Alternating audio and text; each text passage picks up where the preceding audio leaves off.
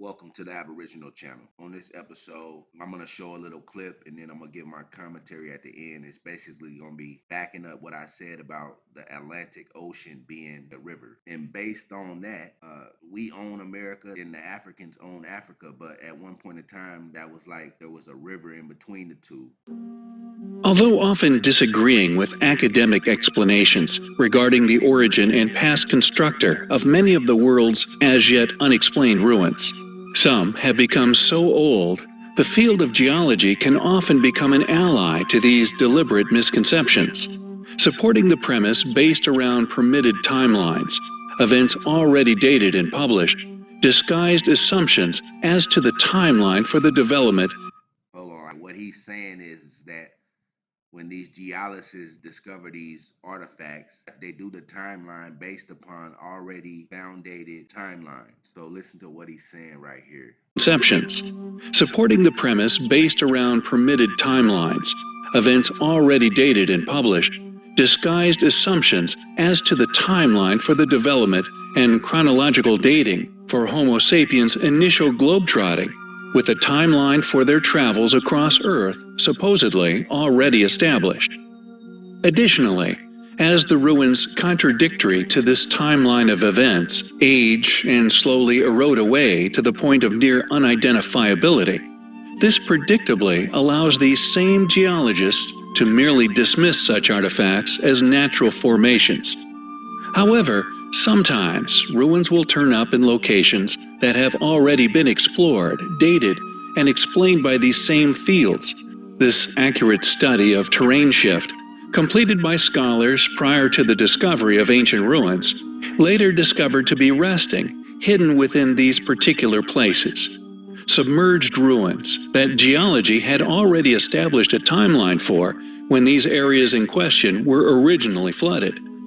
As such, when ancient ruins are found to be submerged in these locations, instead of remaining an ally for the currently attested timeline of events, have already condemned themselves through their accurate dating of the rise in water levels, thus instead become unwitting advocates for the fact that not only do these ruins undeniably outdate the current attested chronology of the development of civilization, but prove beyond doubt that past, now lost civilizations did indeed once exist, with many of these advanced cultures, just as biblical and Atlantean legends have long suggested, sunk into the sea during a great flood, only rediscovered with the use of penetrative radar systems attached to modern satellites. We have in the past covered the ancient ruins found off the coast of Cuba, also submerged under ancient waters, which includes a compelling pyramid complex. Also the Bimini Road, which, although clearly of an artificial nature, has to be dismissed by the modern academic world, clearly due to the vast amount of time that such ruins have been submerged. With many of these sites, according to geological studies done upon local sea levels, also before said discoveries were exposed, dating them to a minimum of 12,000 years of age. These discoveries have not just been made within the oceans of Earth. Thanks to this same technology, a mega metropolis has also been found under the dense jungles of Guatemala. This discovery, although not sharing the same undeniable data for its age, supported by geological study, is of such an unimaginably enormous size, revealed to contain such advanced architectural planning, that it and many other similar sites have forced many fields of historical study to re-evaluate their understandings of past populations, of what we strongly believe are, in fact, remnants of a now lost, yet once highly successful, prosperous ancient civilization.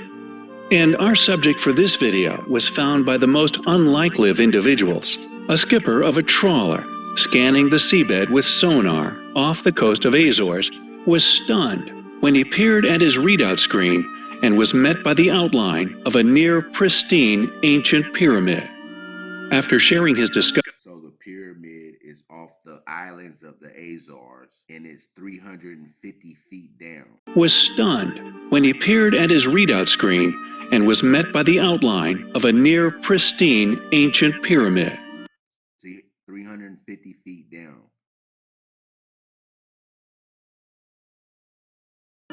After sharing his discovery with the mainstream media, certain individuals with penetrative satellite radar systems were equally astonished to discover that this ancient, now submerged pyramid, just like Guatemala, is but a single piece of yet another mega metropolis that was hidden until now. That, according to previous geological studies of the sea levels around the Spanish coast, has been dated at a minimum of 100,000 years old. Overwhelming evidence to So this pyramid is 100,000 years old. support not only the channel's continued posit of hidden, highly ancient, once highly advanced lost civilization, but that modern academia continued to be funded to ignore them, going to great lengths to conceal such discoveries. Although exploration is currently at its early stages, we will, of course, keep you posted. It is undoubtedly highly compelling. So here we got the Azores Islands right here off the coast of North Africa. Okay, it says 350 feet down, way down here. And there's stuff under the ocean, way down here in the ocean and down here. How big was the channel of the ocean running through here 100,000 years ago, 10,000 years ago, or before the flood? Now, I went and looked at all the religions over here in Africa before Islam and before Christianity came over there. The original Berber religions, all these different indigenous religions over here, and I looked at the religions over here of the different nations and tribes in America, and they are very similar to these people's original religion. So what I'm saying is, what we do know is the concept of Africa, the African diaspora, and that whole thing is part of European colonization. Okay, everybody in the world that's dark skinned believing that they came from here and their home is here, and they were brought to the different areas from here as slaves and this and that. That's all part of European colonization. So when people over here believing in that hear us saying that this is the land that we own and that we originate from, they have a problem with that. They say we have low self-esteem for Africa. And that's because they're brainwashed by European colonization. And we're tied into the land here, tied into the land. These people owe us back our land. So when they go against us, they going against us owning our land. So understand it's a major problem with that. People need to do more history and stop believing in what European colonization have put out there. The video I just showed, if you go back and watch it, you will see that what he's saying is that everything is based on this mold, this model of the European colonization, the timeline. But anyway, right here, if you look right here, if it's 350 feet down right here, and there's stuff in the ocean right here, there was a small little channel of water going through here at one time. People talk about Pangea and things like that. But after Pangea went away, did it just all appear and end up like this? No.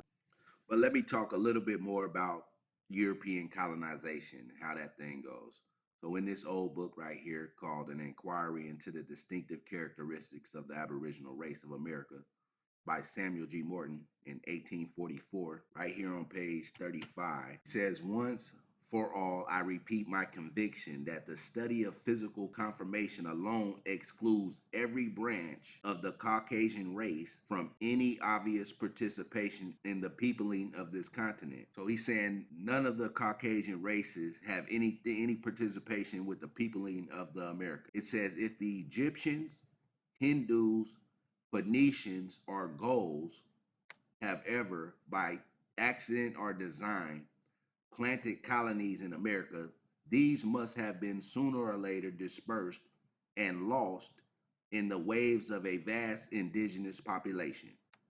Now, the Gauls right here, they are from Europe. You go right here to Wikipedia, it says the Gauls were a group of Celtic peoples of the continental Europe in the Iron Age and the Roman period. Okay, down here under physical appearance, which you almost never get a Wikipedia page about a people and it gives a little section of their physical appearance. So right here it says Almost all gulls are tall and fair-skinned with reddish hair. Their savage eyes makes them fearful objects. They are eager to quarrel and excessively truculent. When in the course of dispute, any of them calls in his wife, a creature with gleaming eyes, much stronger than her husband. They are more than a match for a whole group of foreigners, especially when the woman, with swollen neck and gashing teeth, swings her great white arms and begins to deliver a rain of punches. Now, in order to basically be fair skinned with reddish hair and have white arms, you have to be part of the Caucasian race. However, in the book, it says, once for all, I repeat my conviction that the study of physical conformation alone excludes every branch of Caucasian race from any obvious participation in the peopling of this continent. Then it says, if the Egyptians, Hindus, Phoenicians, or Gauls have ever, now there, he's separating the Gauls from the Caucasian race. However, when you look up the Gauls' physical appearance, it says that they were fair skinned with reddish hair and the woman had white arms. Somebody lying. But if we go back over to the book, he put all these people right here, from my perception, Egyptians, Hindus, Phoenicians, and the Gauls were of a Negroid stock. Now, a lot of people already know the Egyptians and Phoenicians were of a Negroid stock, but they don't know about the Hindus. So I looked up to see what in Hindu land would stand out the most. So it says India's forgotten African tribe. An African origin ethnic tribe of about 20,000 people has been living in near total obscurity in India for centuries. Okay. But right down here is where it's going to tell you. It says isolated and reclusive cities are mostly confined to small pockets of villages in the Indian states of Karnataka, Maharashtra, and Gujarat, whatever. In the city of Hyderabad, there's also a sizable population in Pakistan. Descendants of Bantu people of East Africa, Sadi ancestors were largely brought to India as slaves by Arabs as early as the 7th century. So that's the backstory behind these so-called Africans getting to these parts of India. I'm saying that they were the original Aboriginal peoples of those lands. And through history, now history claims them to be descendants of Bantu people from East Africa. Think about it. Hindus was these Negroid people before they became lighter skinned with stringy black long hair, or Asiatic. One more thing. Okay. So he's saying if the Egyptians, Hindus, Phoenicians, or Gauls have ever by accident or design planted colonies in America, these must have been sooner or later dispersed and lost in the waves of a vast indigenous population. Now, we all know that the Vikings came to Greenland and parts of New England before Christopher Columbus. But it says right here that these people, if they did come here, Egyptians, Hindus, Phoenicians, or Gauls, they were sooner or later dispersed and lost in the waves of a vast indigenous population. Such we know to have been the fact with the Northmen. So he's saying that the Northmen, which were the Vikings, it says whose repeated though very partial settlements in the New England states from the 10th to the 13th centuries are now a matter of history. Yet in the country itself, they have not left a single indisputable trace of their sojourn. So he's saying the Northmen were dispersed and lost in the waves of a vast indigenous population. How could the Northmen, the Vikings, being Europeans, be lost in the waves of a vast Negroid indigenous population? I'll tell you why. Now here's a book, the last book that I read right here, called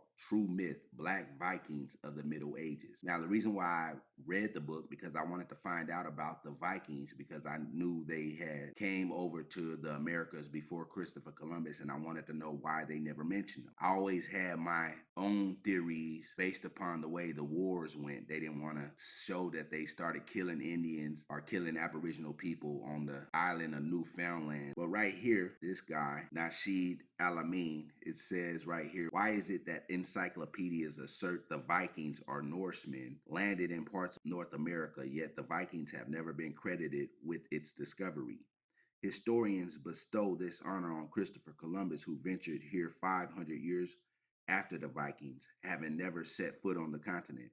True Myth, Black Vikings of the Middle Ages, takes the reader where he or she has never been before. We have always been told that the Vikings or Norsemen were tall, blonde, white, and blue-eyed. an image that has been presented to us in books and films. Now comes a book that challenges this centuries old assertion, presenting evidence that these vaunted warriors were not the people popular historians have told us they were. The author presents evidence that white skinned peoples in England, Ireland, and Wales referred to Vikings as black pagans and black devils. So, the reason why Samuel Morton is saying that the Northmen were dispersed and lost in the ways of vast indigenous Negroid populations is because they were Negroid themselves. Through the history books, which has all been a lie. So, therefore, if it's a lie, then what's the truth? If it's a lie, then what's the truth?